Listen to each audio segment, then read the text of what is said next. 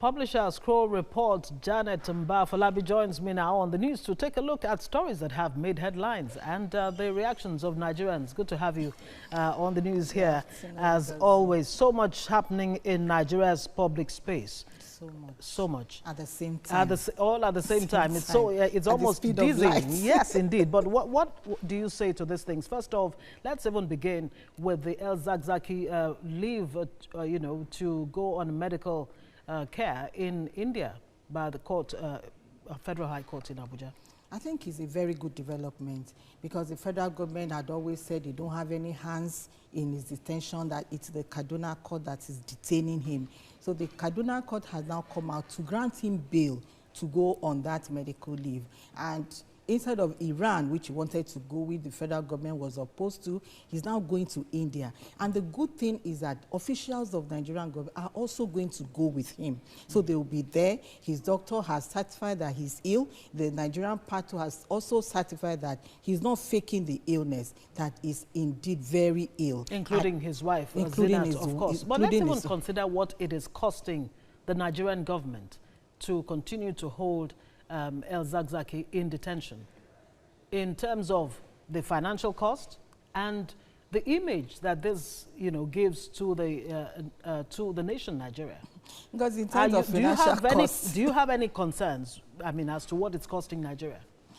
In terms of financial costs, holding El Zakzaky is not costing Nigerian government anything. Okay. Because thousands of people are in detention, and they are not usually well fed because of the kind of corruption. Somebody came out to give figures of how much they're supposed to have per day, per meal, 3 times a day, but it doesn't come like that. They feed these inmates with the cheapest food in that environment. For instance, But I'm not even just talking about Naira and Kobo. But let's even the political cost. Yeah, absolutely. Well, that's what you mean. Other, yes. Okay, but let's even talk about the hashtag revolution now and the arrest of Sowore. Government says his action amounts to treasonable felony.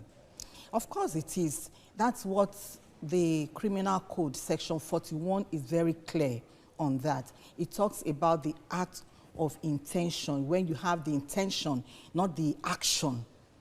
Treason is the action that you have, attempted the coup. Maybe you didn't succeed. That is treason. But treasonable felony, according to Section 41 of the Criminal Code, is the intention to carry out treason, which Sowore has allegedly done, because he came out openly to say that Nigerians should come out for revolution now. He did not say it in hiding. Well, a lot of people have said the choice of word, maybe what the problem is here, that the demands, if you look at the demands, paid minimum wage, create employment for the teeming unemployed youth in the country, just fix the nation. Is that too much to ask? Is that not re-echoing what other Nigerians have been calling for? They have been calling for that, but the choice of words in any situation is very important. Even as journalists, any careless choice of words or expression can set the country ablaze. He chose revolution. He knows the meaning of revolution.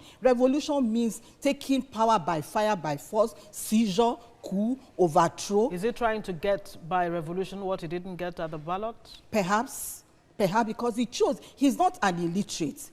Sowore is a university graduate. He had been involved in series of riots right from his days as a student union leader. So he knows the difference between riot, uprising, and revolution. And he carefully chose that word. So if he's careless enough to have chosen the word revolution, so he will face the consequences. But what I'm saying is that the Constitution says take him to court after 48 hours. So the government should take him to court and try him for the offenses for which they are holding him. That's the angle I'm also looking at. Some respected Nigerians have been coming out to react to this in a way that doesn't seem to put a good light on the government. They're saying this is taking us back to the military days. Is that an extreme? This is not taking us back to the military days. This is it's clear.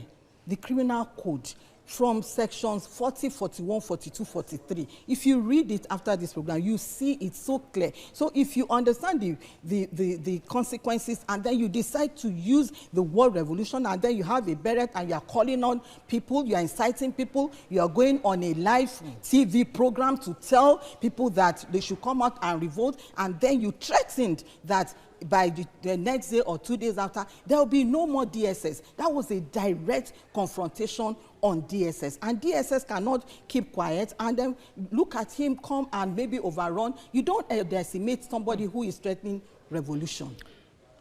Janet Afolabi, Mba-Afolabi, thank you so much for joining us at this time.